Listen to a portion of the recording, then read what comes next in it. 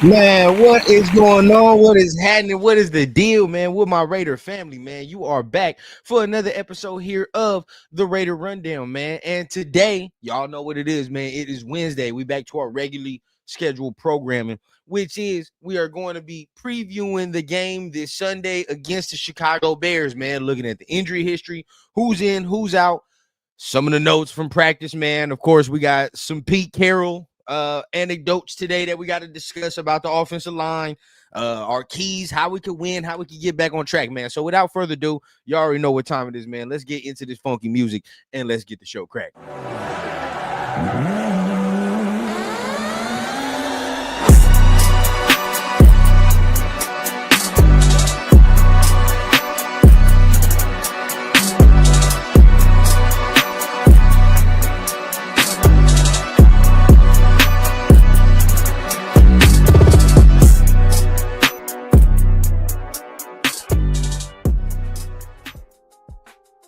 Man, what is going on? What is happening with my Raider family, man? Like I said, you are back for another episode here of the Raider Rundown, man. Much appreciation for everybody that is here on this Wednesday afternoon, man. Y'all know what I always say. Make sure you guys are tapping on the like button, on the subscribe button as well. If it's your first time here, if you're feeling what you're hearing, man, appreciate everybody that is tapping in. Once we do get to 3K, man, we growing fast, man. We getting there quickly. But once we do get to 3K, we are going to be giving away a jersey, man. We are going to be giving away a Raider jersey. Now, it was a Geno Smith jersey, yes.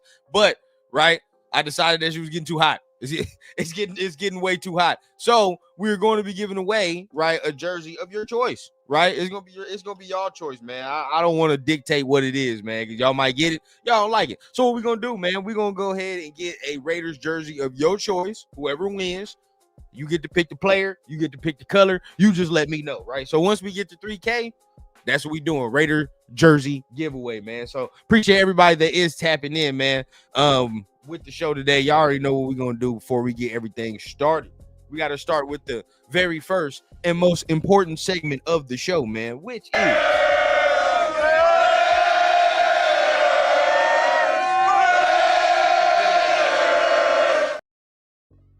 getting to some of that roll call, man. Shout out to all my people that's showing up, all my people that's in the chat right now, and at the same time, everybody that's gonna be joining us a little bit later.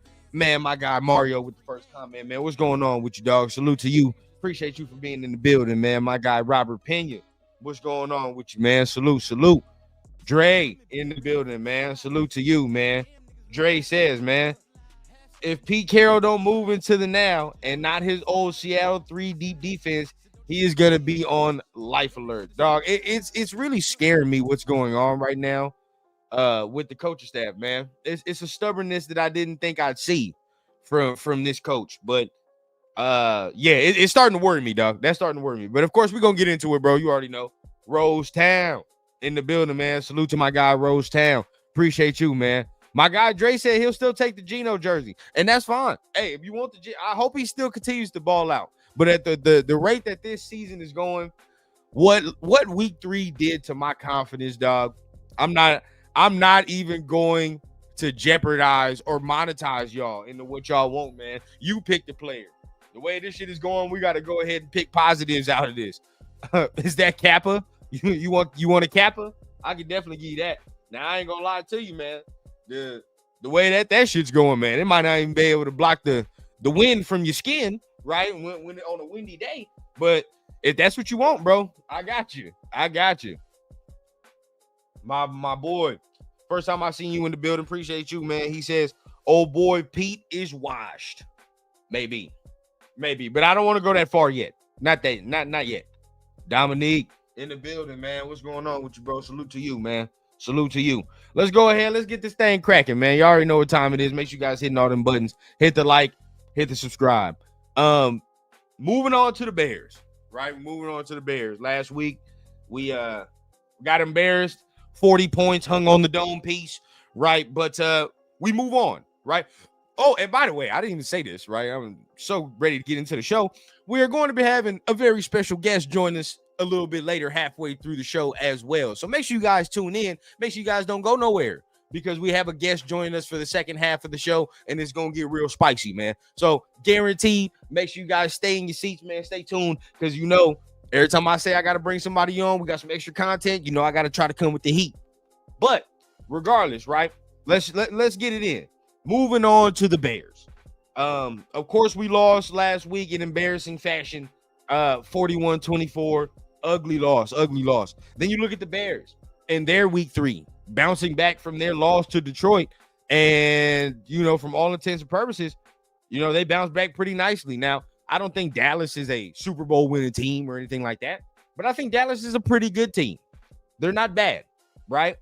And seeing what happened to them, yeah, it's cause for pause for me. It's cause for concern because there's a couple of things that we don't do well that they can definitely take advantage of, and Ben Johnson can definitely scheme our ass, right? To look foolish, right? He can definitely scheme our ass to look foolish. But before we get into all the extras, y'all know what we got to do, man. Let's start talking about it in practice notes, right? What has been going on in practice so far? So for us, but before we really talk about the injuries and everything like that, I want to talk about some of the comments that were made today by Pete, because we can't fully move on until we really try to talk about what happened last week, right? And, Pete was asked today if there were going to be any changes within the offensive line, right?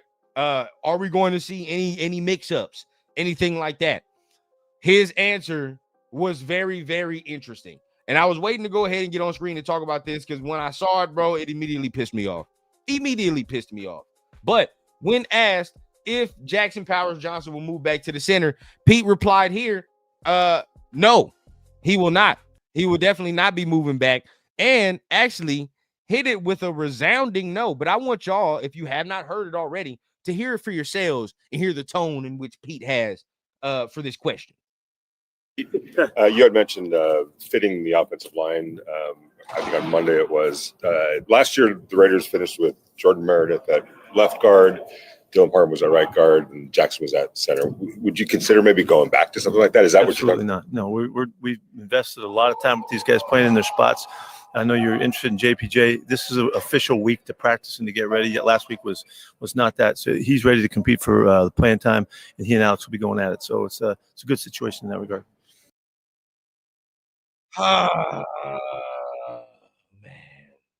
Man, so many things to say about this, bro. Let's go ahead and wrap this shit up. Number one, right? Number one. It worries me that they're not even looking at the possibility of switching that back around, right? So already you see either the arrogance or you see the stubbornness of the coaching staff to say, hey, we're not doing that. We practiced all this. We put a lot of work into these guys, being in these spots. So there will be no change. What are we doing, dog? Number one, that makes me so fucking mad when I hear that, because when we hired Pete, a lot of the talk was he's not afraid to make changes. He's not afraid to do what's necessary to win games. But yet all we've seen since Pete has been here is stubbornness. That's all we've seen. We haven't seen anything new, anything trying to mix it up. We're staying with the same formula, hoping these motherfuckers work through it. And that is not what we heard when Pete was hired. When Pete was hired, we heard, hey, this is a coach who's flexible. He's going to do what's willing to be done, right? In order to win games, play rookies, switch spots, do whatever. He's going to work it unorthodox. We haven't seen that shit since he's been here.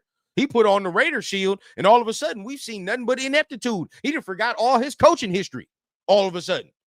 So it's like certain things, dog, they're worrying me. They are worrying me.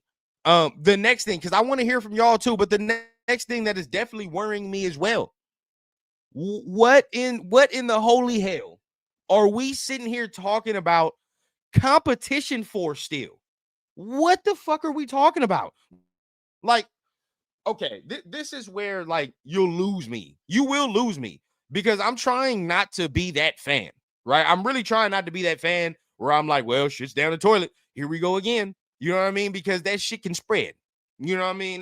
That shit spreads, man. And now the doom and gloom is everywhere. And I'm not trying to spread that. But when I hear shit like, oh man, JPJ still competing and Alex Kappa still competing, it makes me cue the fucking clown music, bro. It makes me cue the fucking clown music. I ain't gonna cap, bro. And this might make some people touchy. It might make some people whatever the case. And I already know what time it is because it's probably gonna be them goddamn it's probably gonna be the goddamn older fans, right? Where it's like you can't say anything negative about the Shield or whatever the case. You know how it is, right? But bro, going in this trajectory, continuing the way we're fucking continuing, dog. I swear to you, bro. If we get our motherfucking ass whooped this week and it looks bad and the O-line looks bad, right? We continue with the same O-line. We make no changes. Hey, bro, I'm with you right now. I'm telling y'all right now, we can no longer play the autumn wind or anything like that, right? We can't play that shit no more. The new autumn wind is going to be this shit right here. This shit right here is the new autumn wind. For all Raider fans, this is new shit. Because now every time we're out here looking at a good team, we get fucking fooled.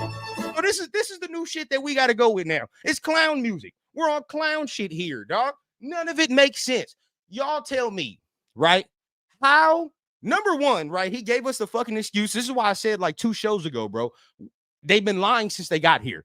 Number one, they gave us the excuse a couple days ago that JPJ had a concussion and they didn't want to put him in harm's way with physicality. But the day after the game, or like the hour after the game, they told us that he was ready to go. They just wanted to see, right? They just want to see Kappa.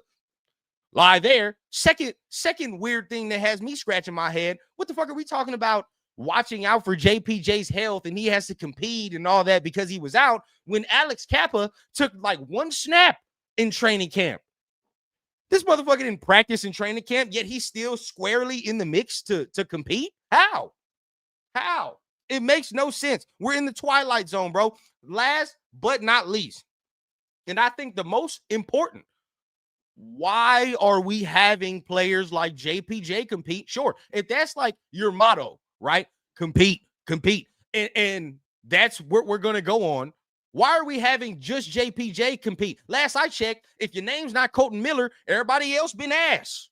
So what are we talking about? What are we saying? Another lie to justify the means, bro. Like it's all it is. It's an elaborate ruse to justify the means that they did in the spring. And what the means was, this guard spot is kind of trash. So we're going to try to thin it out and put JPJ over there to figure out what's going on, right? But we all knew this. He's not as good as at guard as he is a center. So now he's working through that.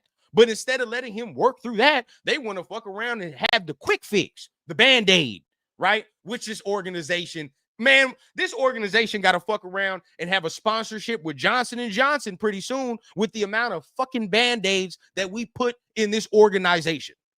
We got to have some type of sponsorship. Mark, Tom, call them up, dog. Johnson & Johnson, call them up, bro. Have them be an official sponsor of the Las Vegas. I was about to say Oakland Raiders because that's damn near how we acted.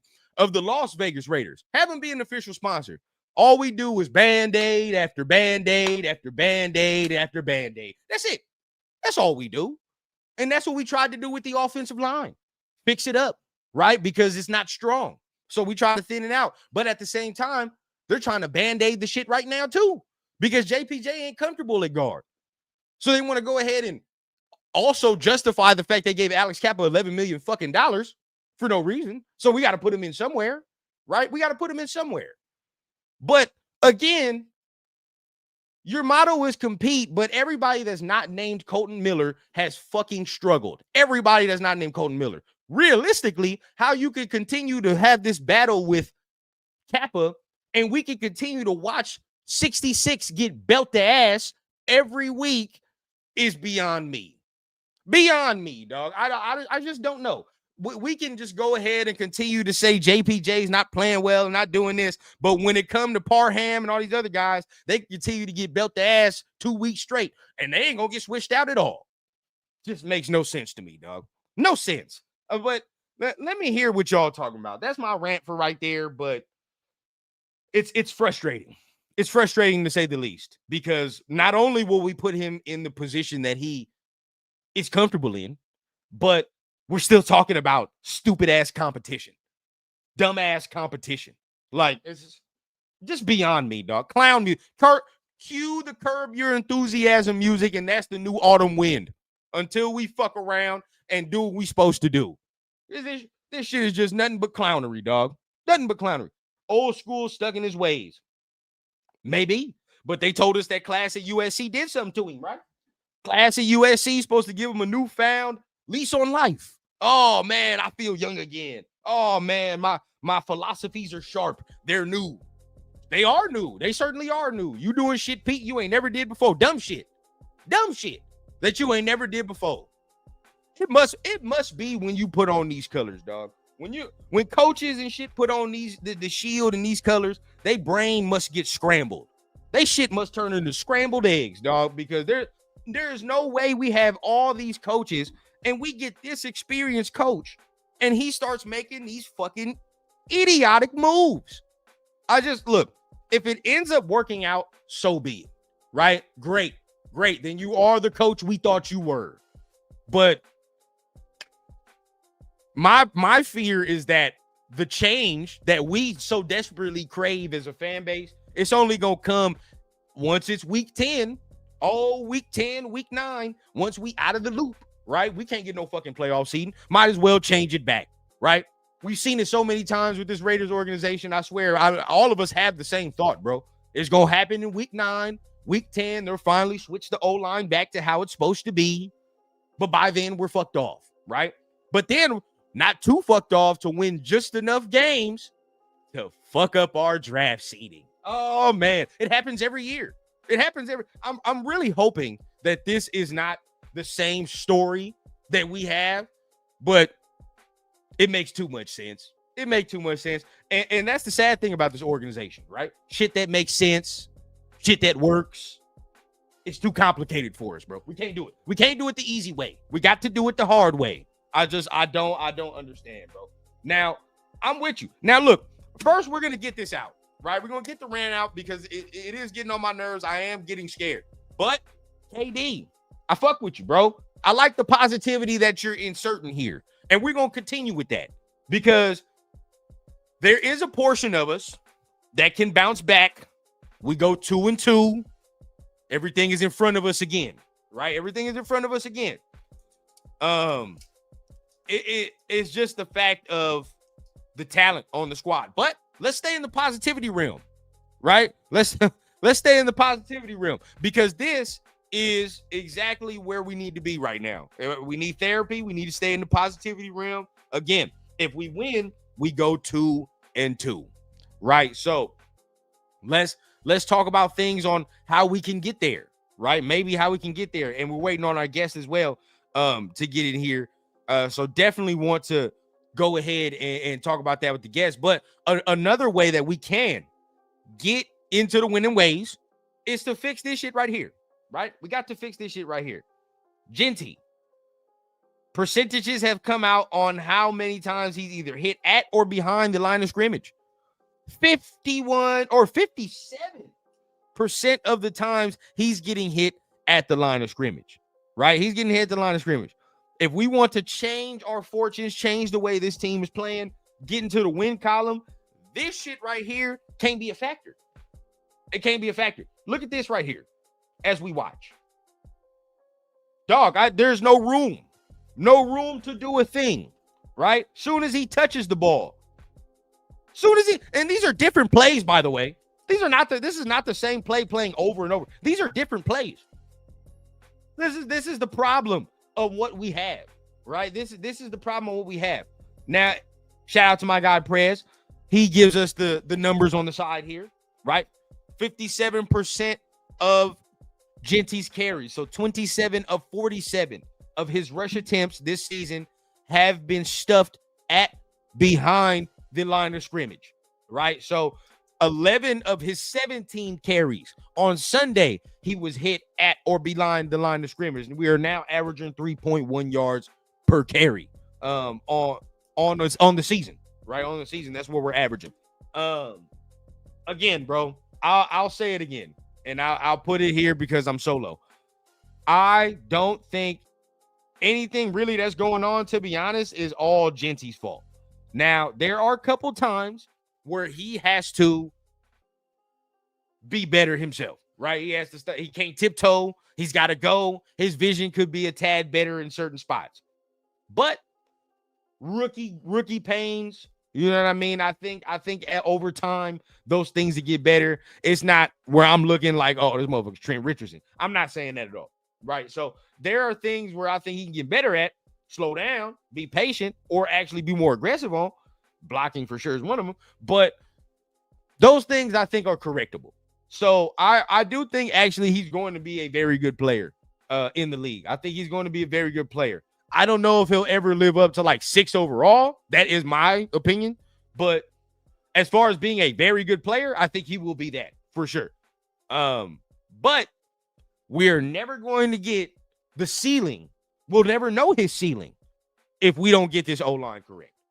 That's just point simple plain, bro. If we don't get this O-line correct, we will never know his ceiling. And for this year, it's probably going to be a lot of lumps taken. I ain't gonna lie, bro. We probably gonna have to take them lumps this year because we know that the guys up front we don't have, right? We don't have the Hogs unless they suddenly wake up in the morning and decide to grow some nuts. Then at that point, then hey, you know what I mean? We're good. We're golden. But unlikely, very unlikely. So now, you know, we just got to go through the pains, bro. Take these lumps, you know, and preserve your body. Hence why probably you're seeing Chip and all of them, as we said for weeks, not give him 20 plus carries right now because this O-line is dog shit, right? And so what is the point of giving Genty like 24 carries if fucking 19 of them he's going to get hit in the backfield on? Like, there's no point. You know what I mean? So I know a lot of us were complaining about his workload and usage after week 2. I'm sure now after week 3, I don't think none of us should really care anymore, right? It's all about longevity. It's all about building towards the future. And at this point right now, ain't shit he can do. There's nothing he can do. There's no amount of runs for 4 yards that he made 6 people miss that's going to make people think he's not a bust, right? As people are saying, or anything he can do to change the other fact. The O-line is just garbage. So this is where we're at. But to change our fortunes on Sunday, got to run the ball. Why have I brought this up, bro? Yeah, I see you in the background, my guy. As my guy gets ready, our guest has shown up. So y'all get ready, man. It's about to get spicy up in here. But I'm going to let him get ready in the background.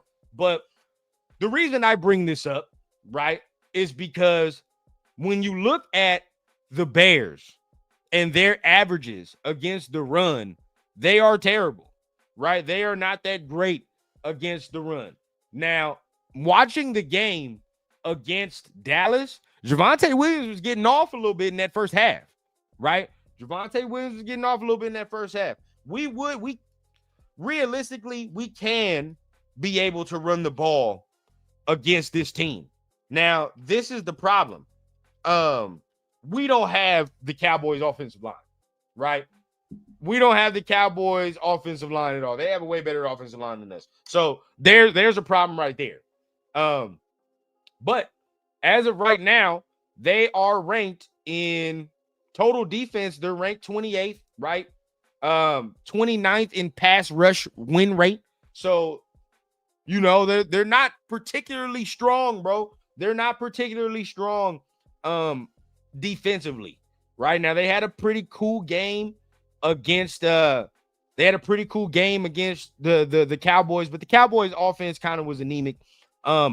Looking at the rushing defense, they're right now giving up 139 yards per game, right? They're sitting at 26th. So the reason we just talked about why we're getting hit in the backfield and all that, this is the game where if you're looking to say, hey, we're trying to change all that, you know what I mean? We can definitely get it in with this one. But before we continue on with the conversation, let's go ahead and bring our guest onto the show, man. So y'all know him from his show, late night show, right? 50-50 with my guy Severe, man. Also, he has Around the Shield. as well, man. Fire graphics, fire shows as well, man. We're gonna be doing our thing post-game as well. But bring it to the stage, man. My guy, man, none other than my guy Pharaoh. What's going on with you, big dog? What's good, man? Okay. I see you with the applause. Okay. What's up, man? What's going on? Hey, with you? man, I like that, man. Hey, I like that, man. Hey, but salute to everybody in the chat, man. It's gonna be a dope show. You already know that you start the conversation. Man, I know you probably talked about the Pete Carroll comments. I want to get your take on it though before we even continue, because that's why I stayed on the offensive line so long. What's your thoughts, bro, on what he said about JPJ? Man, it's not that it's the way he said it. It's the way he answered the question.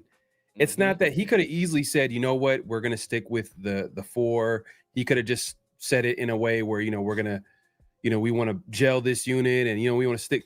I would have been cool with that. A lot of people would have disagreed with obviously everybody wants to see JPJ at center. Everybody wants to see certain guys to go to certain positions, but I can understand why they want to stick to a certain set of guys so they can build that chemistry. I get that 100%. But when he said absolutely not, it was almost like, I don't care what you guys say. I don't care whatever happens. We're not going to change. It's almost like his ego was in it when he was answering that question. It was a little bit of an ego, seemed a little bit emotional. Maybe Pete's showing his old age a little bit. He's stubborn. It just didn't sound right. And I didn't like it personally because, at the end of the day, like, we watch the games just like everybody else, just like everybody up in the chat. Raider Nation watch the games, and they all see that, like, hey, at the end of the day, there's an offensive line issue. Yeah, he looked disgusted with the question. It's crazy. Yeah. And why should he be disgusted by the question when at the end of the day? Yeah, go ahead. Go ahead, bro. No, but I'm just trying to make sense of it, because it's like, bro, we literally saw this lineup last year. So it's not like we're asking him for something asinine, right? It's not like the reporters are asking him something that these dudes have never played, which is what they're doing right now, actually. You know what I mean? Meredith is playing center. He ain't never played center. I don't think JPJ has ever played right guard. So funny enough, like, he's acting like fans are asking for shit that, like, these players are not accustomed to doing. That's what they're doing themselves. But it's like, bro, we watched the film. The reporters watched the film. Like, we all watched these games last year, dog. They were more comfortable in these spots. I don't understand the stubbornness into saying, like, we're gonna keep them there. I just do not get it. And the fact that he was annoyed, like I said, going back to what I said earlier, it's like he's almost showing his age. He's annoyed that people are asking questions, bro.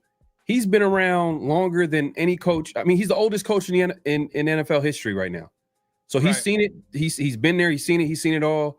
So for him to be annoyed, like, obviously the offensive line is struggling right now, and it's struggling, and it's struggling to the point where, like, we've never seen it this bad in a while, and and it's a big problem that hasn't gotten better each and every game. You can argue the first game, even though they got that W, it was bad then. Second game, it was bad then.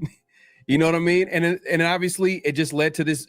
And the only reason why the first couple of games were even a close, or at least the Raiders were still in the game, was because of the defense kind of keeping them in the game. But obviously the defense didn't show up, and it turned into a blowout. But yeah, man, I didn't like the comments at all, man. I don't want to get to the point where I don't believe in Pete and what they're doing. Hey, dog. Because we've been there, done that, and I'm like, I don't want to fire another coach, bro. I don't want the Raiders. I'm not in charge of that. I'm not in charge.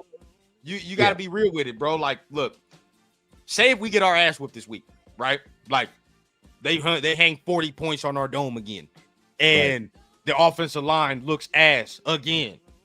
Right. There's no goodwill you've bought. Like, there's nothing you've done over the past, your regime so far, your tenure so far, that has bought any goodwill. Like, realistically, like, Pete was cool. Pete is a cool hire, and I wanted Pete, right? Because I came on your show and I was like, I'm cool with Pete. But I'll be the first one to say, too, since he has got here, Like, what's the one thing you can grasp onto to be like, yeah, confidence, instill it? You know what I mean? In the fan base, what's that? Man, you know, the only thing that I could say that he comes with that experience, that he's been there, done that, he knows how to win, and that's what we've kind of hang on. But to be honest with you, if we're being real, I didn't have the expectations that the Raiders were going to do anything this year, because I'm looking at it from a perspective is like there's a serious talent deficiency with this team. Right. On the defensive side of the ball, but the defense has been a surprise. The offense has also been a surprise. So why is it? That's why it's so frustrating, though, Pharaoh. Because I thought the defense was gonna be trash. I know. We talked about it. I was like, defense probably gonna be, you know what I mean, rough to watch. But it's like where the money is, where the talent is, and that's what's struggling again, dog. Like that's why it's so goddamn frustrating.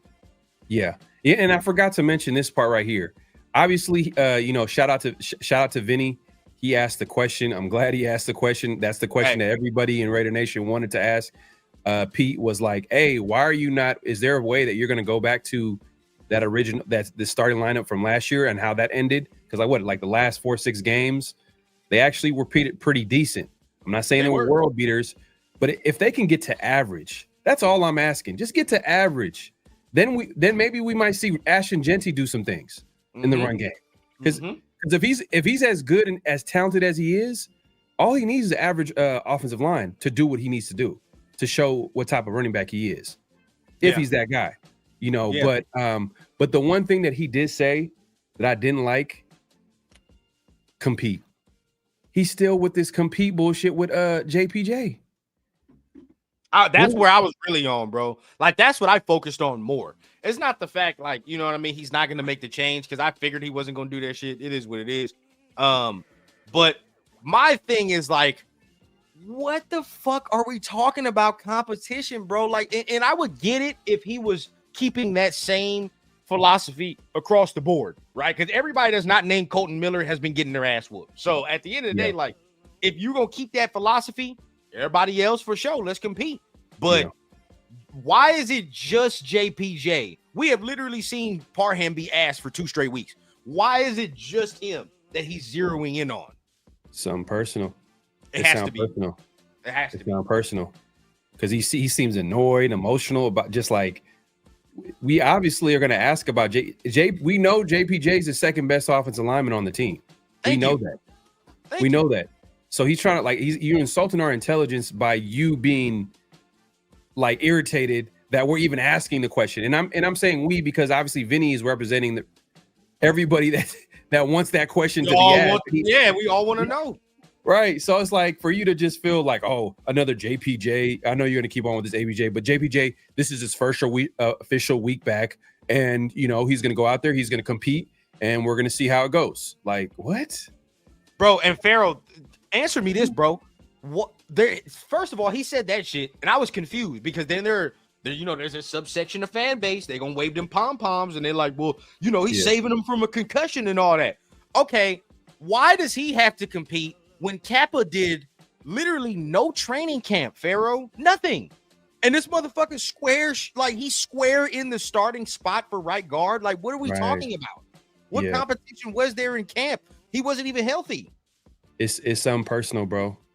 It's something personal. Something happened behind the scenes that we don't know. Yep. I don't know how serious it is. I don't know. You know, hey, I don't know if I brought this up to you, but, you know, during the offseason, when, you know, JPJ was on Max Crosby's podcast, or I don't know if Max was on his, it came out that Max and JPJ didn't get along with each other last year. They weren't really on the best of terms. And as time went on, you know, they obviously are cool. You know, he hosted his home podcast and everything. They're all good now. But that's something that we didn't know. You know what I mean? We didn't know. Like, that was happening behind the scenes. So something with JPJ. He had an issue with Max. Just to play devil's advocate, because we're all going in on Pete Carroll and like, oh, Pete Carroll, what is he doing? I'm just playing devil's advocate. The common denominator is JPJ having an issue with Max. They're obviously cool now, but at some point they admitted that they weren't cool. And then fast forward, we know there's something up, you know, behind the scenes. We know We know it, I don't know if it's either with Brendan Carroll. I don't know if it's either with Pete Carroll, but we know there's some behind the scenes because there's no reason why JPJ should be a question to be on the football field on that offensive line, especially the way it's struggling. That's the thing that like really confused. Our offensive line is struggling, and you're talking about competition with JPJ. Are you serious? It's a guy that's like is he approaching in his like he's upwards of 30 30 years old, 35 Kappa? over 35. Yeah, Kappa, he's old as hell. He's older, he's declining player. It doesn't even really make any sense for him to even play. Sense, bro. You have a young second-year player in JPJ. Why don't you just go through the growing pains, even if it has something to do with him not maybe getting it all the way? Let him play, let him get better. I thought, but compete though. That's what Pete wants to do. But he's only doing it for some reason. For one position, though. That's the thing. Like, again, if it was across the board, you got me, right? Because it's like, all right, hey, I can't say nothing, bro. He's being fair. He's being fair with it. You feel what I'm saying? Everybody getting switched the fuck out. So it's like, all right, whatever. But they're not.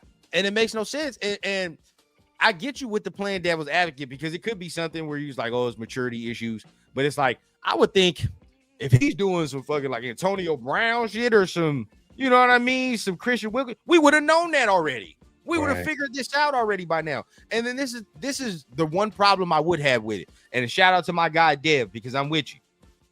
If there is something personal going on, right?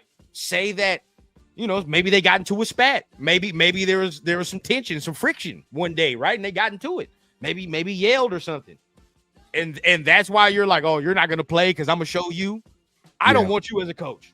Not no NFL coach. You can do that shit with Pop Warner. You know what I mean? Pop Warner, that's what you want to do, bro. Maybe some dad will fight you, whatever the case. But this is the NFL, bro. We all making money. We all trying to win games. And if you telling me your ass so emotional that you can't see the forest through the trees, you can't be on the squad, dog. Like, regardless of how shitty it would be for us to fire another coach, like, then we gonna, bro, that's the same shit. Because guess what? Wasn't Al making fucking emotional ass decisions? And look where that shit got us, bro. We was trash. If we're being honest too, like Pete Carroll at his best was a guy that, obviously he coached the Legion of Boom. He was able to, get a lot out of Marshawn Lynch and, Russell Wilson. And obviously they were able to play great defense at that time. But the reality is that Pete really didn't have a good offensive line while he's with Seattle. He's never had a good offensive line. Yeah, never. And that's something that is not talked about enough. He's never had a good offensive line. So if you never had a good offensive line, then why the hell should we trust you to make any type of decision with the offensive line? Nor your son. Let alone your son that's never been an offensive line coach in the NFL level. So it's like, and even his college lines weren't all that great, right? Like, you could get me if this motherfucker had a great college line. And it's like, all right, well, let's see how it works here. But even the lines coached at college wasn't even good. So it's like, neither of you have any experience to be like, oh, man, we know what's good with the offensive line. Two motherfuckers we should be listening to is Chip Kelly, maybe, and Joe Philbin. That's it. It's the only motherfuckers I want to hear from when it comes to offensive line. Yeah. But so look, I don't want to go all the way left. I don't, because like I said, I didn't have high expectations to begin with just because of the talent. I feel like 2026, if they had a good offseason, maybe I think that would be the potential to possibly be a good team or compete for a playoff spot. I just feel like we don't have a lot of depth this year. Just looking at all the AFC West teams outside, man, like KC is kind of questionable, but I can't bet against KC and Mahomes and Andy Reid. It's lost multiple times. Ain't no way I'm not with that. I don't care how shitty they look. Yeah, I know, and they've been in situations where they've lost games, and they're able to bounce back. So I'm not going to bet any going. But my point is that like my expectations was really not that high. But what I don't want to see is Pete Carroll in his first year, like we lose all hope. Like we don't believe. What happens if he loses the locker room? And see it. Oh, that's a tough question because this is the thing. 74-year-old coach. What happens if? You gotta ex-nay that, bro. You gotta ex-nay that if that's the case. And this is the thing, bro. Like, I'm with you because I wasn't feeding into no playoffs things either. And I think that those are the fans who are really mad. You know what I mean? Where they're like, they bought the wolf tickets that Pete and John Spytech were selling when they first got here. You know what I'm saying? Which is we're gonna compete, we're gonna do this. But if you really logically looked at the roster, like you said, you knew like after the starters, dog, we ain't got no depth. You know what I mean? Even the top end Look talent. at defense. Just look at defense. We'll get exposed. Oh by yeah, a team. Bro. Even this Bears team, they can do some things to us. I'm expecting, you know, just to keep it real. I know you probably talked about the matchup a little bit, but I was waiting on you. We're gonna get into it. Okay. Well, let me just say this. Let me say this because I'm expecting the Raiders to bounce back. Okay. Will that look like a W? We'll see. But what I mean by bounce back, it's not gonna be a situation where they go out there and from opening snap, literally almost give Deebo Samuels a kickoff return touchdown. They end up giving a punt return touchdown later in that game. I don't think it's going to be an all phases type of game. I think that it possibly might be a high scoring game. Just looking at like how the teams are kind of built a little bit. Look, when teams get blown out and get embarrassed, usually that following week, they try like they usually make some type of adjustment. The players play hard, the coaches have some type of good teams. Yeah. Not even good teams. It's just normal, bro. Like, do you consider Chicago a good team? That's what I'm saying. What? I consider them a rebuilding team. Like for them, bro. Like okay, then for them to have that, cool. But see, this is the thing for us, bro, and that's why I feel like we have different rules when it comes to us getting our ass whooped. Damn. Usually the season's derailed after a loss like that, dog. And it's sad because I'm with you. You're right. Usually, normally, if you're coached normal, if you're a normal organization, you say like, all right, bro, we bounce back, we make our adjustments, we do that. But we done already heard our head coach come out this motherfucker and say we barely making any changes. We barely doing all that, dog. And we have a lengthy history. Different coaches, different GMs. Soon as you have a game like this, well, and I think that's the fear that you were just talking about too, Pharaoh, where it's like we done seen games like this already, and we done seen what happened after games like this. The whole season is fucked off, dog, and now we're screwed. Right. So immediately we fall into that trap as the fans. But I'm with you, and we'll talk about the keys right now. I was waiting on you, so we can definitely dive into it. But it's about how it looks, dog. It's how it looks. If you're getting your face beat in, then of course we're gonna start losing fucking confidence, dog. But if we narrowly lose, maybe, you know what I mean, and it's a good game, but maybe here are things there, ball down, bounce our way. That's different. Right.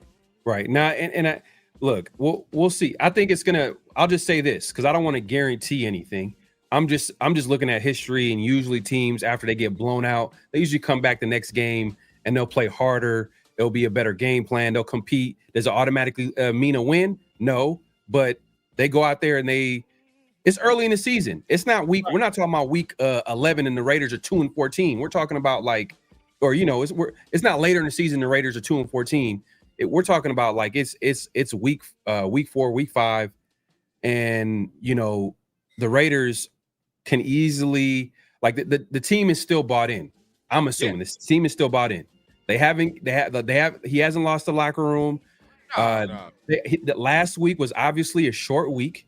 It was a short week, Monday Night Football game, and then they go to across country. They go to DC. They go play the Commanders.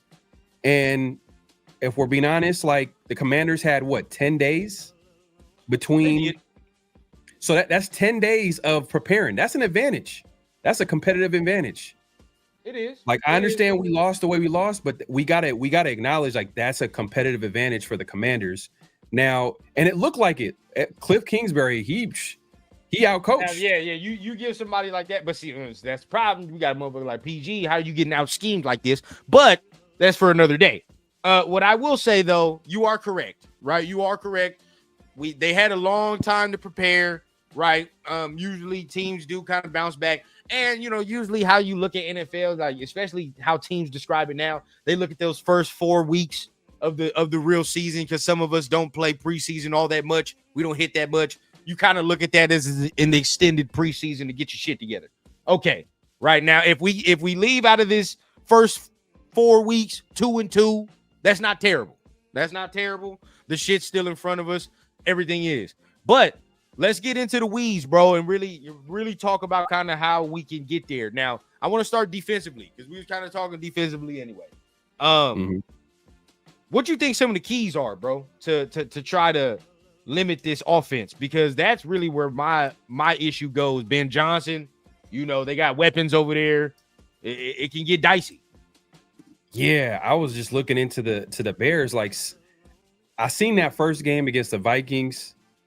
Obviously, that's the Vikings led by Brian Flores. We know what type of defense that is. It's a divisional game. They had some issues that game, all game, especially with pressure and protecting, Caleb, to the point where they were questioning Caleb and if he was going to be the franchise quarterback, or, they were. Yeah. Man, it's crazy how like the NFL is really a week-to-week league.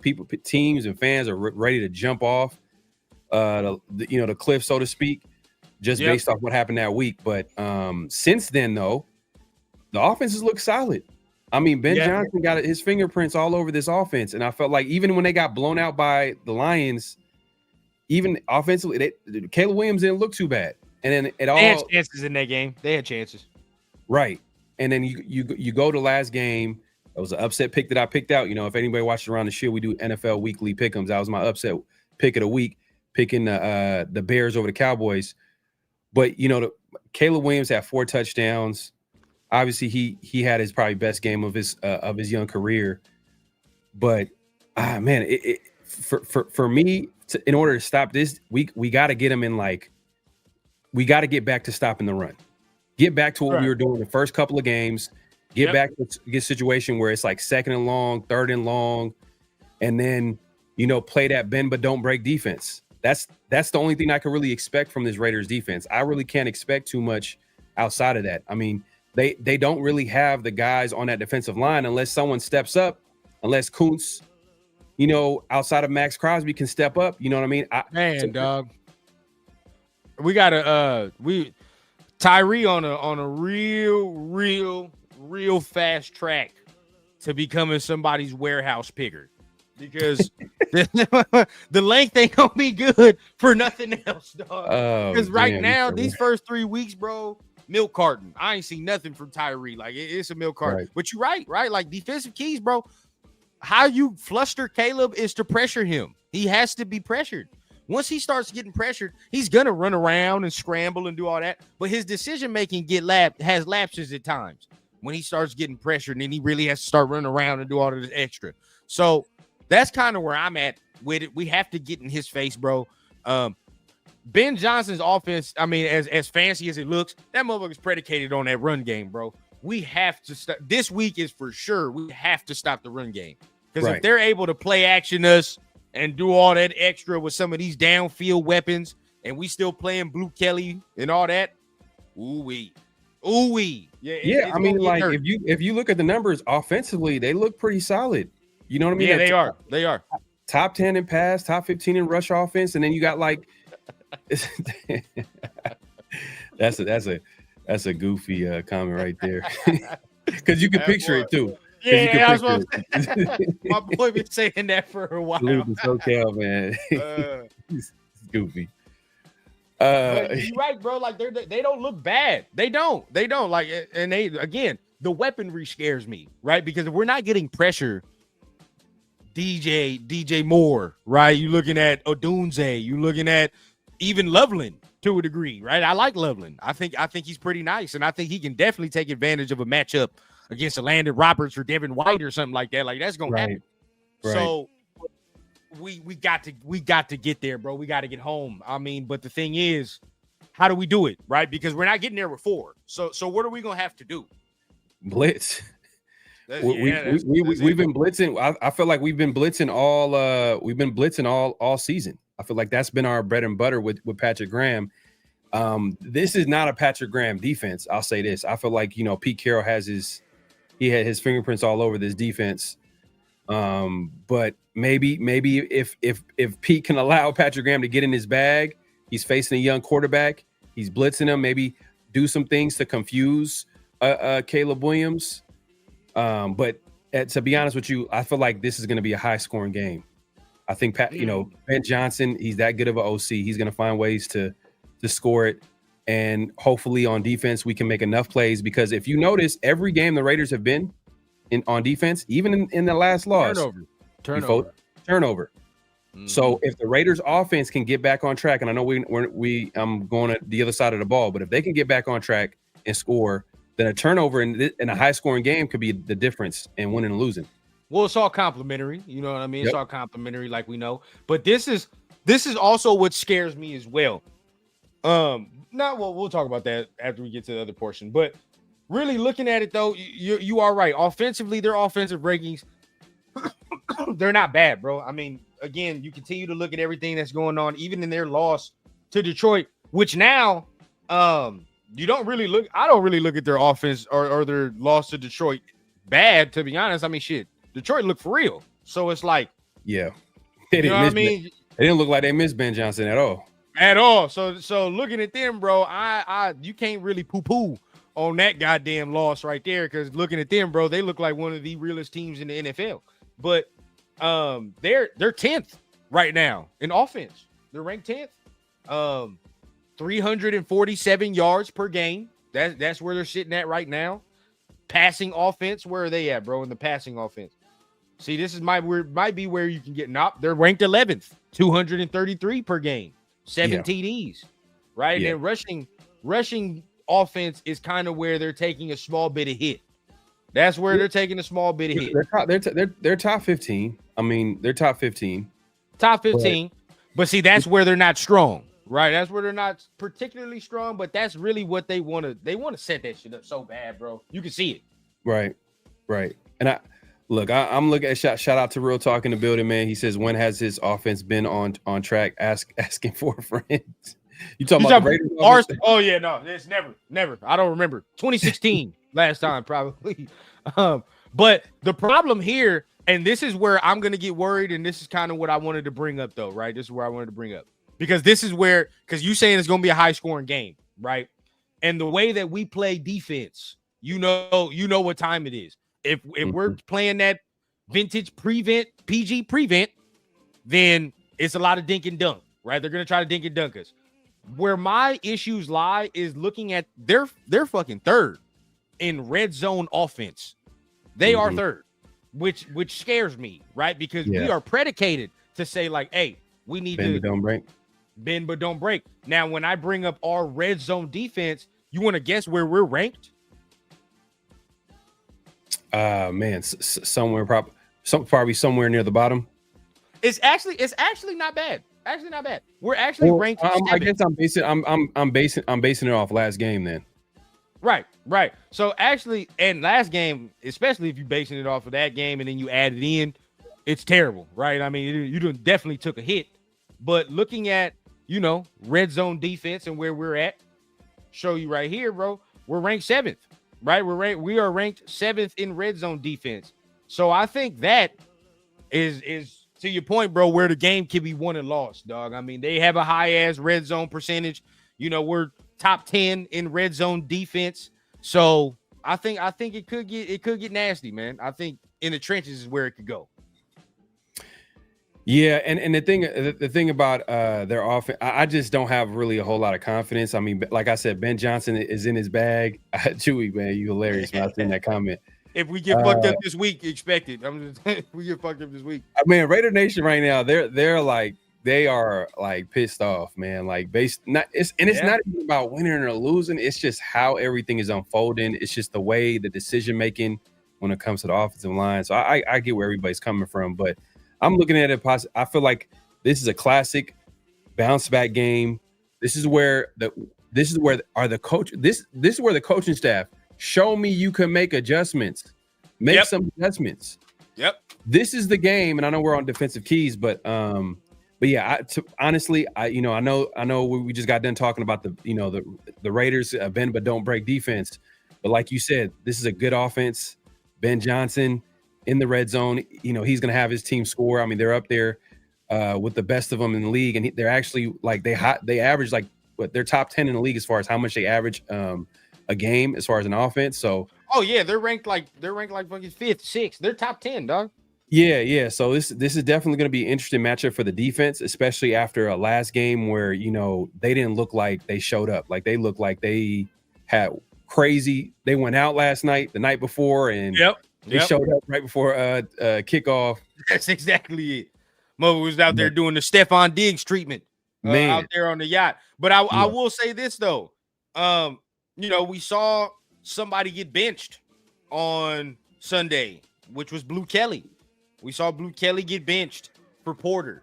Do you think that sticks? Do you think Porter now starts, or do you think they go back to Blue Kelly? I mean, what do y'all think in the chat? What you think, Pharaoh?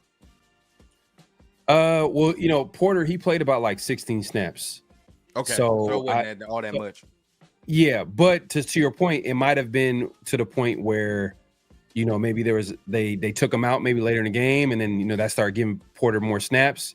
I do remember Porter getting an ugly penalty on special teams where he didn't go back in bounds, and either way, I mean, the Buddy scored, but I mean, he didn't go back in bounds. He didn't go back in bounds or whatever. Yeah, it is what it is. But yeah, I mean, I'm all for it. If he's showing, because I think one of the issues I think that the coaching staff wanted to see from Darian Porter was his ability to tackle. Okay. And from what Pete Carroll said today in his presser, it showed up a little bit. They like what they seen, and we'll see if that's gonna probably look like more snaps. And that's their third round pick, man. That's Pete Carroll's project right there. That's his baby right there. Oh, I'm watching that one heavy, bro. I'm watching that one heavy. So Pete Carroll better do something with that. So if it means Porter's getting on the field and because he's earned it, okay, I have no problem with that. But Kelly, he's been solid. He's been okay. He hasn't been terrible. He hasn't been bad. He's been terrible. But I can see them saying like we got to get Porter on the field. Damn. And real quick before we continue, man, shout out my guy 2 cents for the $5 holler, man. Appreciate you, big dog, man. He says salute, Rundown, and Pharaoh, man. Go Raiders. And look, if we win this week, I'm coming on the post game with Pharaoh, man. Shit, we getting lit. We happy. You know what I'm saying? We happy, bro. I'm trying to go on the streak, dog. My birthday next week. You feel what I'm saying? I'm trying to win this week, win next week, and we good. There you go, man. But there you go. Yeah. Now, hopefully, man. Hopefully, it's a great game. But yeah, man. I to be honestly, I think it's going to be a high scoring game. I think, like I said, one of the defensive keys got to be turnovers. Okay. Straight line. Paulo got to make that interception. He can't drop bro. This game. That's how I knew we were off, though. That's how I knew. It's like it's one of those days, bro. Because usually, like that's one of our guys. He catches those on a normal day, right? On a normal day, he usually brings those in, secures those. You look at the Brock Bowers, and we'll talk about offense in a minute, where he threw that one and he hit Buddy in the helmet. You know what I mean? He didn't really turn his head. Usually, that's 6. And 9 out of 10 times, though, that's 6. So it's like we were off. You could tell we were off. And if it's a high scoring game, or if we can jump out with the lead early, possibly, this is Max Crosby. If he wants to take that next step, and he showed it a little bit. Maybe that Chargers game when he forced that turnover when he tackled. Last week, did he force a turnover? I don't know if he forced. I don't know about forced a turnover, but I know he was. All over the place. One of them should have been intentional grounding, because I don't understand how that was. That I'm with you. He should have had that. Because there was nobody there, and he just tossed it to the ground. I was like, what the hell? Like, he didn't go outside the tackle box. It didn't look like it. Before we get out of defense, though, I do want to ask you, staying on Max, there is a subsection of people, dog, that think he's not playing well. I'm not on that, dog. I just don't think we have 4 other guys or 3 other guys on the defensive line to take you know what I mean? Because as much as everybody's like, well, he's not TJ Watt, he's not Myles Garrett, which Myles Garrett to me right now is on the league of his fucking own. Oh, yeah, he's the best pass rusher in the league. Right, yeah, he's in the league of his own. But when you look at when you look at their D lines, right, and you look at the talent around them, shit, their D lines are exponentially better than ours. I mean, across the board, not even just star players like everybody else. So, like, what do you say for that? For the people that say he's not playing well? I think there is a lot of attention on Max. What I didn't understand is that he got a pass rush win rate of 0%. The boy, he had a sack. And the play that we talked about where it should have been intentional grounding. Yeah, I don't understand that, bro. PFF been trash this year, bro. PFF been trash. Was that PFF? Yeah, I bro, they've been trash this year. Yeah, man, that's PFF sometimes is kind of questionable. Just sometimes you got to look at stats, but also you got to trust your eyes. You got to watch. I'm literally watching film and watching this man win, and it's a 0% win rate. Like it made no sense to me, dog. I'm with you on that. Right. But I think Max is getting a lot of attention. I don't think anybody's stepping up. Like I was telling you earlier, bro. Like, it was very telling today. I think you commented on it too as well. Pete Carroll. He was asked about Tyree Wilson and Malcolm Kuntz and how important it was to unlock him. And one of the things he said was, "Oh, it is important for the guys to play better." That was his first comment. And then he goes on to say, "Oh, Kuntz, he showed some things here, blah, blah, blah, blah." And then it was end quote. He just said something about Kuntz. He didn't say nothing about Tyree at all. Because the writing's on the wall, Pharaoh. I told you on Twitter, bro. Tyree's cooked. And I think our Raider hearts want to say something, but our football logic says another, bro, about 51 too. But we'll give him another 2 weeks, right? Because of the injury and all the extra. I'm going to give him until the bye week. But my Raider heart wants to say, like, yeah, he has to play better. He'll bounce back. But watching him in my football mind, dog, I mean, I want to get your take, but 51, I have some thoughts about that one. But I'm going to wait till bye week because as of right now, I don't think it's fair for me to go in yet. Well, in the preseason, I kind of question a little bit if he's all the way back from that ACL injury because it takes a couple years to get back to health. And then, Pete Carroll, he it's funny that same week that I was questioning it, I was questioning a little bit, but, I didn't talk too much about it. But I did notice that, like, we didn't hear nothing from Kuntz. We didn't hear about Kuntz, like, making a play, getting after the quarterback, pressuring. We didn't hear nothing. And no camp. Nothing in camp. So I'm like, ooh, that's kind of concerning. And then, obviously that week I questioned, like, okay, what's going on? And then that same week, Pete was asked about Kuntz, and he was like, you know what? His recovery has been longer than than it was supposed to be. But the last 10 days or so, he looks back to himself. Fast forward, he's not consistently getting after the quarterback. But to be honest with you, he's only played like last game. I don't think he played like 20-something snaps. So that's another problem where it's like, this is the thing. This is where my problem is, Pharaoh, because he has to get taken out because he's not strong against the run, right? Like we know he's not a DN you put in against the run and all that. So he's a pass rush specialist, right? Which is fine.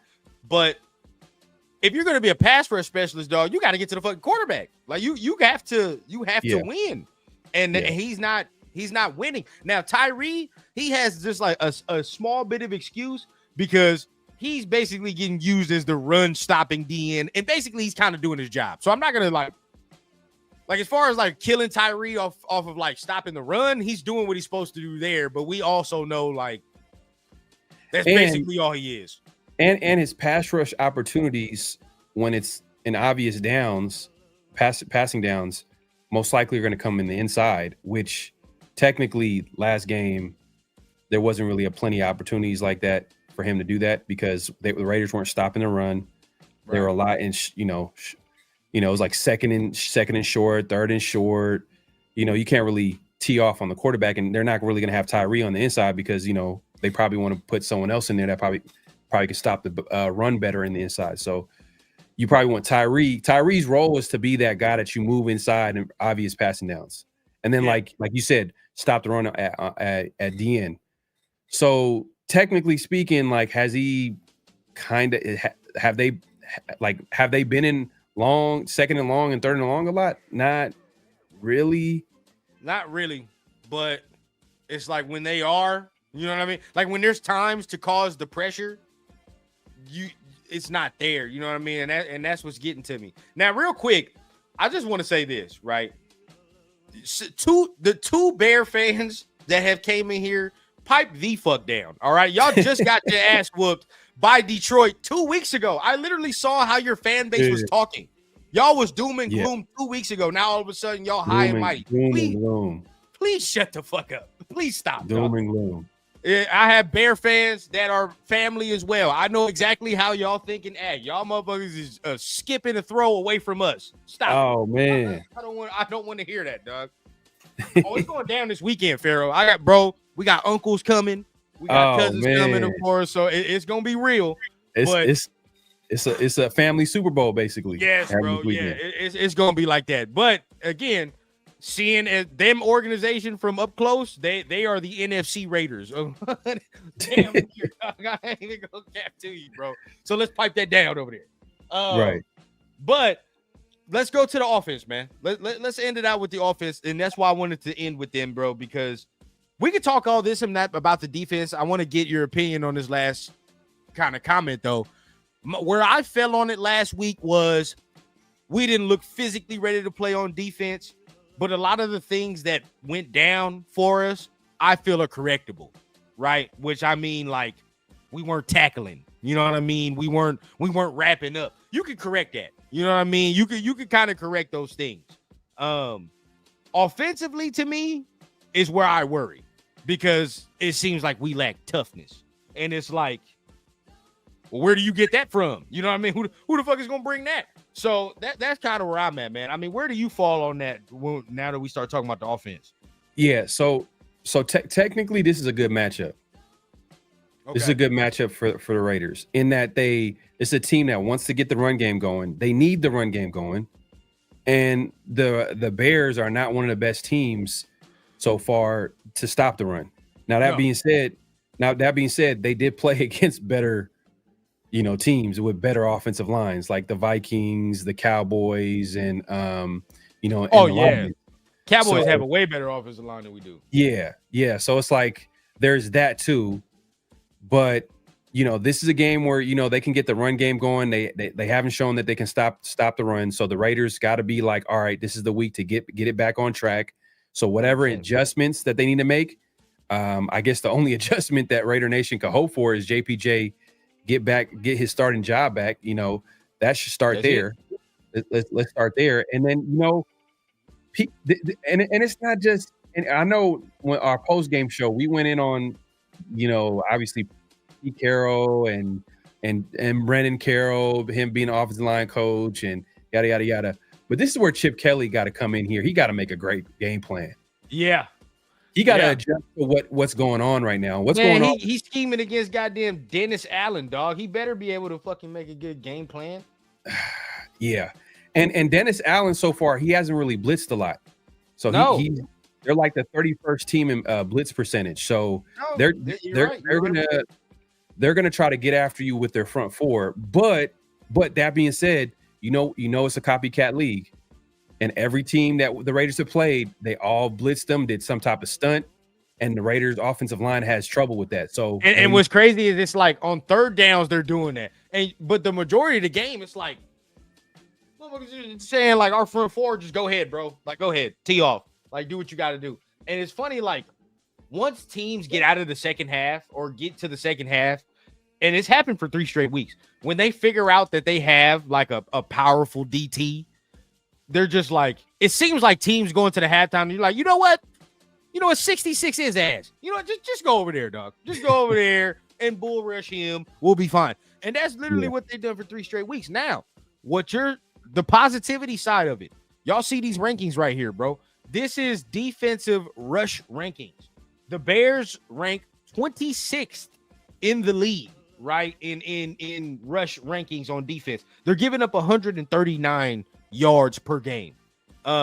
Even watching last week, even though they beat the Cowboys at the beginning of that game, bro, they was gashing them a little bit, man. They was getting some nice chunk yardage.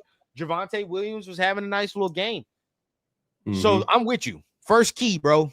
If we're gonna try to be anything this year, this is the game that has to start the run game being consistent. And I'll add more to it too as well. At yards per carry, they're second in they give up the second most in the NFL at 5.5. Oh my! Look at that. That's a feast. So Genty, this offensive line, this is the game to come together. You know what I mean? And it's not even just on them. It's Chip Kelly got to get a game plan. Whatever you got to throw in Laki Tasi as a extra tight end offensive lineman on there. Like let's ensure that we can get the run game going. Let's get a hat on a hat. Maybe incorporate. I know we've been doing a lot of zone. Maybe we might get into that power blocking scheme. I understand you called them soft, but we need to make some adjustments. We need to try something new. We need to figure out what we can do, and obviously that means JPJ needs to get back into the starting lineup. If that means getting an extra offensive lineman out there as a tight end, find ways to get this run game going. I think it's a good matchup right there. But going back to your point, the Raiders are the second worst rushing offense in the NFL. So the second worst rushing offense in the NFL is going against, one of the worst rushing defense in the NFL. So what's going to give? And I'm going to be optimistic, and I know y'all going to be like, oh, why are you being optimistic? I'm going to be optimistic and be like, you know what? They just got blown out. They got blown out. They got embarrassed. Yep. This is a great week to bounce back. It's not like they're going against a Hall of Fame defense. This is not a Hall of Fame defense at all, No. So there's not. They're missing players. They got Jalen Johnson out, and I think TJ Edwards won't play, which we're going to look at right now. Look at the Trey Tucker broke out. It's official. It's a breakout season for him. So yeah, far. that was my guy right there. That's my guy. So I'm happy he broke out. We have a chance. There's a chance, bro. Like, again, I don't think their secondary is not particularly super strong. Now, I do like old boy that's on the opposite side of Jalen Johnson. I forgot his damn name. He had the stupid ass penalty last year. Taekwon Thornton, Stevens. Is that him? Is Taekwon he actually been balling, bro. He been balling this year. So I'm not. He's not bad. But I don't think they have, and I actually do like Brisker. Brisker's not bad either. They got Grady Jarrett, defensive tackle from the Falcons. They got Montez Sweat. That's probably like their best pass rusher. That's the guy It definitely is. So that's their guy. I mean, looking at the injury history real quick, and then we, wrap it up with the keys. But just looking at who they have in, who they have out. And usually we like to do this on the rundown on these days, man, because we getting close to game day. But as you can see, Brock Bowers was full today, right? So hopefully we're getting closer. And I don't know if you can even see that. I don't know why the hell it's not getting bigger. But Brock Bowers was full today. Jeremy Chin with a pectoral. He was limited, right? He was limited. But I'm gonna go ahead and put this on here. I'm gonna put it on here so we can all see it and everybody can see exactly what we talking about. Yeah, so I think Michael Mayer is probably gonna miss this game. I think he's gonna miss this game. I just seen the guy that I just mentioned, Grady Jarrett. He missed today's practice. Yep. So as you can see, that's a defensive tackle right there. That's a starting defensive tackle right there. Yeah. Okay. Now I don't know what DCAM. It is what it is. He's depth. Michael Mayer is definitely gonna miss this week. Chin, he's limited, but it looks good for Brock because we got to get him back healthy, right? We got to get him back. Mm-hmm. I don't know. But TJ Edwards is the one linebacker. He's kind of crucial for him. He hasn't played, in the last couple of weeks. That's one. Kyler Gordon is another one in their secondary that's crucial for them. I believe that's their nickel.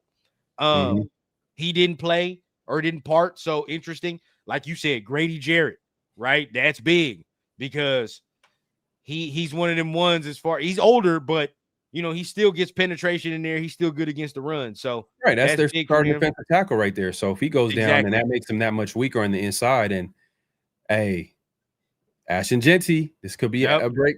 This could be a breakout game for Ashton Genty. If it's a good matchup, but the offensive line got to get together. Chip Kelly needs to get it together. Ashton needs to be on his A game. He's gotten better each and every game. But he hasn't been 100% perfect, but I feel like it's a good matchup for him to get it going. But man, Raiders offensive line got to get it together, and it got to hopefully starts this week. It does, yeah, because like you said, man, that's huge for them. Now, a big one that I'm looking at is the last did not part, and that's Darnell Wright. Right, Darnell Wright not practicing today is interesting, and I'm gonna keep my eye on that because if that's their starting right tackle, and if he don't play, oh yeah, barbecue chicken. Right, barbecue chicken on that right side, and that's Max's side. So, and that's what we said last week too. So and the thing is, and I'm not trying to be negative or whatever. somebody outside of Max needs to step up. That's the problem. So it's going to start with stopping the run for the Raiders. Going back to Defense key, it's going to start with stopping the run, getting in second and long and third and long situations where giving Max more opportunities, and then hopefully, like we were talking about earlier, man, hopefully Malcolm Kuntz, coach, bro. Hey, man, it's called balance, man. We got to keep it balanced here, man. I know everybody's super negative right now. It's only the fourth game of the season. So, man, and we'll see. We'll see. And it's funny too. What happens if the Raiders win this game? You know what's gonna happen? Oh my God, Pete Carroll, he knows what he's doing. This, that, and the third. Everybody's gonna be back on the bandwagon. They'll be like, oh man, we got the run game going. Depending on what happens and stuff like that. Yeah. It's a week to week league, bro. Let's just wait. I'll say I'm reserving my judgment till after the bye week. If after the bye week we're sitting here, we still getting these type of losses and all this extra. Oh yeah, we're cooked. We're cooked. Like on the 50-50 show with me and Severe, man, every Tuesdays, definitely check it out. We played a clip from Tom Brady, and one of the things that he said in a recent, not recent podcast, but it was a podcast right before the season started. He was talking about like when teams figure it out. Either they give up, just like the fan bases give up, or they double down on their processes. They double down on whatever they got going on that they've been preaching all off season. And even though it might not come in wins, it's going to eventually turn into a team that gets better as the season goes along. So that's what I want to see long term. I want to see the team get better. I want to see young players get better. You know what I mean? I know a lot of people are down on the Raiders draft class, but it's still early. But a lot of the guys haven't even played, like the top Tonka Hemingways. I want to see. I mean, I want to see the JJ Pegues. I want him to get some PT. We talked about Jack Besh, earlier in the week or after the game. We're like, hey, bro, he needs to get PT. He needs to cut that. He needs to get into Dante Thornton's snaps. Let him get in the game, man. 100%. So, and that's going to take time, bro. Like, I'm not going to go all the way left, but it is concerning, though. It is concerning that, Pete Carroll he's kind of like, he's looking it's like the JPJ thing for me, bro. Like, if we didn't have the JPJ thing going on, I'd probably be like, all right, bro, let's bounce back. Like, it is what it is. You know what I mean? Like, let's figure it out. But it's the fact that certain little things are going on that make me see the bigger picture and make me be like, what the fuck are we doing? You know what I mean? Like, again, I'm with you because it is week 4. And in the back of my mind, I do have, that thought because we have a respected coach where he's so veteran where he will just work through it. And then all of a sudden you're going to see the team start playing better and all these things. I do have that in the back of my mind because of the coach he is. So you have to respect that. But it's like those feelings get mixed with the feelings of like, when some shit ain't right, you know what I mean? It's like we're trying to ignore it, but it's like this ain't right, dog. It don't feel right. And that's kind of where I'm at in the middle. And that's why, like you said, bro, we got to wait to see which one takes over. You know what I mean? Which one is the actual one? Because right now I'm torn. Well, hey, this game right here will signify the first quarter of the season. It's the 4th game of the season. So it's like literally like after the first quarter, you kind of have an idea of what this team is about.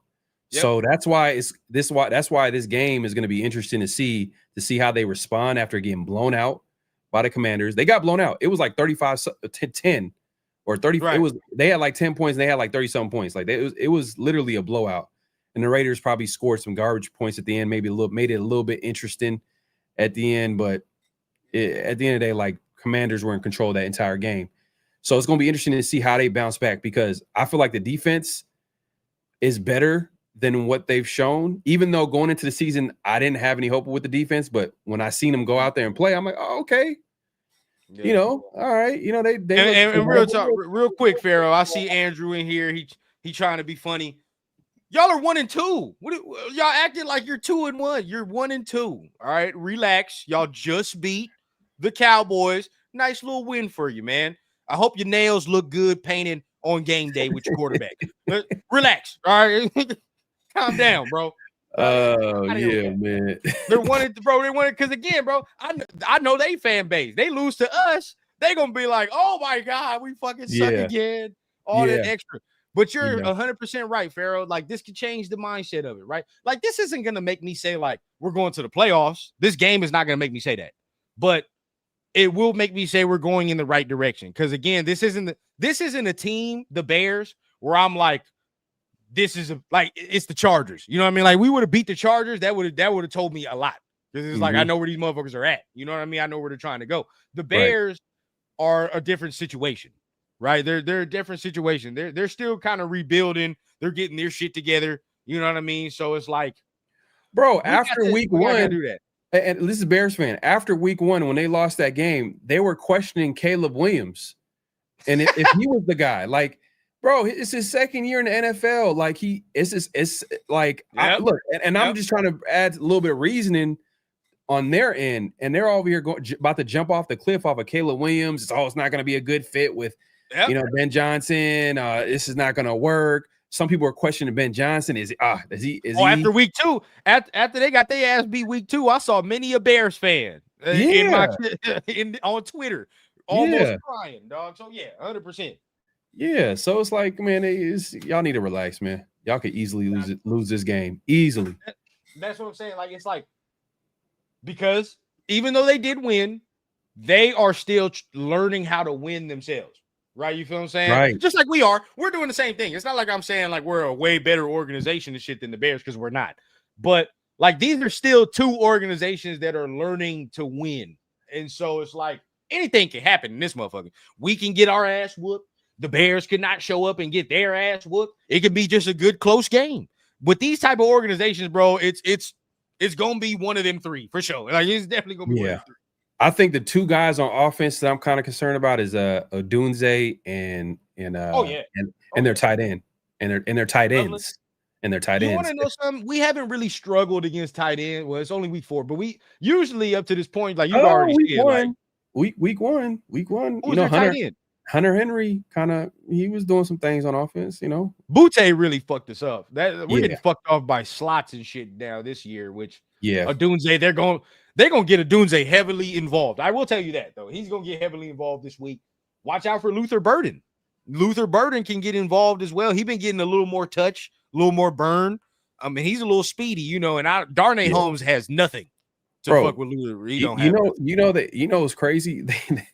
Bro, Ben Johnson is a mad scientist. This boy, he had a 19-play scoring drive. 19 plays. Yeah, dog. That's just wild. That's like, I don't want to see no 19-play scoring drive, bro. That's a dagger to straight to the chest, bro. 19-play scoring drive, especially against a team that, we just talked about the Raiders defense is like bend but don't break defense. That's not a good combination. No, it's not. It's not. That's why one of the keys of the game is forcing turnovers. We got to continue that. We got to get back on track, run the ball. Hopefully this is a high-scoring affair. I feel like that might be how this game will be a winnable game for the Raiders. And then, turnover could be a difference in the game. No, I'm with you. Now, Andrew, you could be, y'all could be sitting pretty, right? After this game. And it's all love, of course. Like, I done already explained. I got, cousins, family who's Bears fans. Everything I'm saying to you, I done said to them already this week. So it's going down, right? But again, bro, they beat Dallas and they feel like they won a Super Bowl. That's what I'm saying, bro. Like, Dallas is not all that great. Dallas is like the same as all three. The Dallas is on our level right now, dog. None of us are really playoff teams. Let's just keep it a bean. We're all down here. You know the same Dallas team that went to the wire with the Giants with Russell Wilson at QB. Bro, remember, Russell Wilson, none of us. Russell Wilson damn near he might have had a career high in yards. Like, he threw for almost 500 yards against the Cowboys. None of us are playoff teams, dog. None of us are. We're just out here just fighting and trying to see what the fuck we can do to grow. That's all it is. But for us, it's more it's more concerning that we lost in that fashion than like the Bears losing to the Lions, because the Bears are young, right? And they just got a new head coach and shit, and they got like a young ass quarterback. We got veterans on the squad. Like, we got guys in spots who are kind of veteran, especially our coach. Our coach is veteran of the veteran. So it's like, and we can't be getting our ass whooped like this, dog. Like, you know what I mean? It's got to look better than that. Now that could, like, we'll go into the positivity realm and we'll end it like this, right? And before we do, make sure you guys are hitting the like button, hit the subscribe button, bro, on both channels, right? Not just my channel. You already know, man. When the guests come on the rundown, man, we go ahead and try to go ahead and show love to everybody and everything that they doing, man. So make sure you go ahead to Pharaoh's channel. I'll go ahead and put his link down below as well, so y'all can go ahead and follow him. But appreciate everybody that's tapping in. You want to tell them where to find you real quick as well? I'm gonna put the link in the channel, but tell them where to find you. Yeah, man. Pharaoh NFL everywhere. PHAROAH NFL. Obviously, you know, on YouTube, Las Vegas Raiders with Pharaoh NFL. But obviously, if you put in Pharaoh NFL, you'll be able to find me on YouTube, and as well as X and IG. Same thing. And I'm trying to grow around the shield on X on IG. If you haven't, you know, you're not following the page, definitely go over there and give me a follow. And just you're going to see all types of Raider news, updates, podcast clips, all that good stuff. It's all there. So definitely you definitely want to be a part of that channel as well, man. So I appreciate it. Yeah, yes, sir, man. Hey, fire stuff that y'all doing over there. Appreciate you, hey, Andrew. It's all love, bro. Like I said, if it wasn't for this week, I'm fucking with the Bears. You know what I mean? I'm fucking with the Bears if it wasn't for this week. Like I said, I got family over there, but we got to keep it a bean. We got to keep it a bean. Yeah. But so we're gonna go ahead and get ready to end this thing out, man. And you already know to end this thing out, we got to go ahead and hit it with our last little segment of the day, man, which is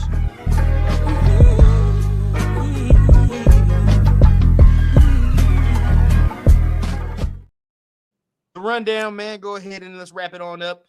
We talked about everything. We talked about the keys. We talked about this and that. When you think about this game and just one main idea or topic come to your brain, man, what does it come down to, man? What's your thoughts? Just wrap it up for us about this week. What does it mean for the fan base? What does it mean, you know, going forward? What is it going to come down to? I think it's going to come down to the Raiders bouncing back next week after they got embarrassed. Like I said earlier, usually teams, when they get embarrassed, they get blown out. Look at the Chicago Bears. Perfect example. They played the Lions the week before. Lions dropped 50-something points on them. The following week, they got a win against the lowly Dallas Cowboys, but they got the W, right? So I'm looking for the Raiders to get back on track.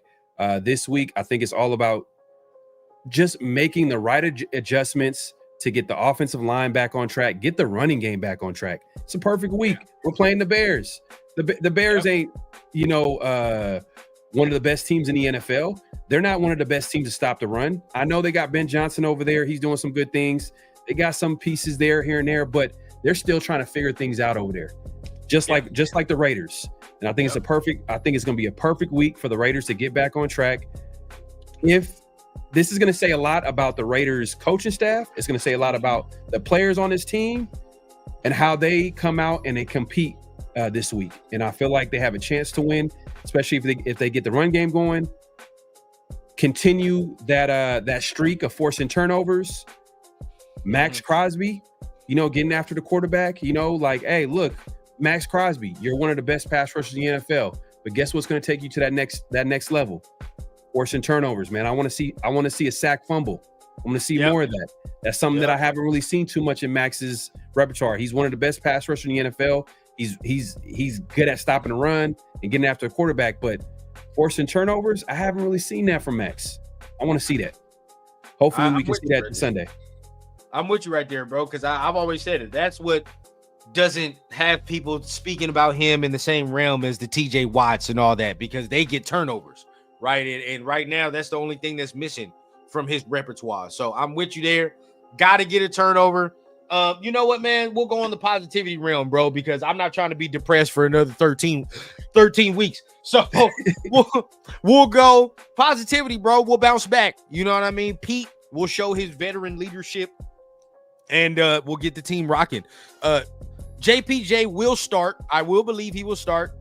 And I think he will bring that physicality that we were sorely lacking last week. You could definitely tell. So Right. bring the physicality, right? This is the week that we can finally maybe see some more holes, right? Maybe see some more things open up. I'm very interested to see what the Bears are going to do. Now, Brisker is one of those guys. He hits. Now, Brisker hits. If Kyler Gordon plays, he hits as well. So I would like to see how they're going to try to attack Ashton Jeanty in this run game and what they're going to do. Now, they're not particularly strong, but are they going to, like you said, are they going to play the copycat method in saying the Chargers had success? You know, the Commanders had success doing it one way against this offense, loading the box up. Are they going to do that, even though they're not strong in the run? I think if they do, we'll have lanes. We will have lanes, and we can finally see Jeanty in open space get creative with his runs. Want to see that. Receiver wise, bro, let's see what we do, man. I think there will be opportunities to hit them down the field. There will be opportunities to hit them down the field, especially if our play action is working. If our play action working, we can really get it in. But it all accounts on the physicality in the trenches, bro. Both sides. You know the deal, especially on defense, bro. We got to get to Caleb. You got to fluster him, dog. You have to make him think he got to play Superman ball. Yeah, I agree 100%. We got to get to Caleb, but also we can't get Caleb comfortable using his legs. The boy, he can move. He can move. Now he can move. He can move. And we notice, spy. and that's kind of been an issue. That's been an issue. Yeah. If you notice, like the first few games of the season, Marcus Mariota, Justin Herbert, they've been able to use their legs against the Raiders defense, and they've been able to hurt the Raiders defense. So hopefully they can get that under control. Yeah. Maybe I heard this the other day. I'm like, hey, maybe Jamal Adams is a spy. You know what I mean? Like, now the thing with him too, he has to see somebody like spying him, because if he don't, like you said, he gonna take the fuck off. And he'll do that pretty much the whole entire game. But the thing with him too, if you get to him early, we've seen it now. You know, his throws start being a tick off. You know what I mean? Caleb throws he's not as accurate as he usually is. You know what I mean? Or especially if he really gets to running around the yard, now the accuracy takes a dip a little bit. And then at that point, he'll have one or two throws where he'll throw that motherfucker up somewhere, and you're like, what the fuck is that? You know what I mean? Like, he will do that because sometimes he gets too confident in the arm. You know what I mean? He starts feeling like he can make every play. With them type of quarterbacks, bro, sometimes you got to force their ass into a mistake. And I'm right with you, bro. You got to force him into a mistake. But we also know this is a Ben Johnson offense. So they're looking at last week saying, well, shit, the Raiders got gashed. You know what I mean? I want to run the football. Right. That's what Ben is going to try to come in here to do and run the football. Physicality, they're going to test our gangster this week. They're going to see what's up because we got punked last week. So they're going to see if we still get punked again at home. But I'm with you, bro. We win the game. We feel better. We come out in the post game. I'm feeling nice and fuzzy inside. I feel like I'm good there. Hey man, look. I feel like it's an opportunity to win this game. And if they don't, we'll be here to talk about it too, man. We'll be here to talk about it. Either way it goes, man. I'm just, I remember how bad last year was for us. How look, I know nobody wants to hear this, but this is where I'm at because I like to be honest now. Now I've always been honest, but I'm just saying I want to keep it real. Like I said, my expectations weren't really high going into the season. So even this game, as much as I want them to win, it's not really about if they win. It's more of how do they respond after last week? Yeah. Do we see the same problems? Do we see the same issues? You know what I mean? Like if they lose a close game, I'm like, okay. But at least they've gotten better. Like I want to see an improvement. If I don't see anything, even if they win the game and I don't see any improvements, I still kind of feel a little bit like, you know? Yeah, that's where I'm at with you too. And DJ, my odds on this are so low, dog. On these takes right here, if you were to bet $1, you would probably win $1,000 off of some shit, off of some bets like this, dog. The odds are so low. I would guarantee. But if it happens, we definitely probably win in the game. They let some shit like this happen, we probably win in the game. If Tyree gets a sack, and if Darnell Holmes get into the action, bro. That'd be wild. Bro. That's one of them bets, bro. You a nickel for $50. You know what? You know what adjustment I want to see the Raiders do? Please remove Zamir White from kickoff. Please remove Zamir White from kickoff. Please remove Zamir White. So I said it 3 times, so that means they're gonna change it. So let's hopefully. So hopefully they'll have someone back there that is better at least making better decisions. Because Amir, that Monday Night Football game, I don't know what he was thinking. It was bad. Yeah, he was making terrible ass decisions, and Terrible. he's not explosive. He's not explosive Nah. coming out of that. So I'm right with you, dog. But that is today's show, man. Everybody appreciate you for tapping in. Again, man, appreciate our guest Pharaoh in the building, man. Y'all want some more Pharaoh content? Like he said, head over there to his channel right there. You got the 5150 show. You got Around the Shield, man. So make sure you guys are tapping in. Shout out Corey Holcomb. Yeah. I did say 5150. Huh? The 50-50 show, but 5150 is also a dope show too as well. Yeah. No. Hey, Corey Holcomb be saying some wild ass shit, dog. Man, he's one of the funniest comedians. He's one of the funniest comedians out there, man. But he is. But some certain shit he be saying, I'm like, I can't repeat. Yeah, it's definitely 5150 for sure. Yeah, definitely. But 50-50, right? Yeah, head over to the 50-50 show Around the Shield. Tap in with my guy. When's the next show? When you guys got a next show? Oh, so tomorrow we got Around the Shield. 50-50s every Tuesday, Tuesday night. So definitely tune in every Tuesday nights. Me and Severe hold it down, and then every Thursday is Around the Shield, which is tomorrow. Every Thursday evening, nights or whatever. You definitely head over there, check us out. We usually have a preview show. Working on getting a guest to preview the Chicago Bears this week. Every week we've had a guest from the opposing team just to get an idea of what's going on with the team. And this week hopefully we'll have someone from the Chicago Bears side to talk about the team and what they got going on over there. And man, it's a great show and great conversations. Definitely check us out. Pharaoh NFL, PHAROAH NFL, all over social media, including YouTube. Yeah. Hey, man, I'm over here reading Death Pile comment. he said Bears fans think they going to the playoffs. But again, bro, dope content y'all got over there, man. You and my guy Pharaoh, man, always bringing the fire graphics, always bringing the fire Raider content. Y'all thumbnails be fucking goated as always. I'm trying to copy y'all.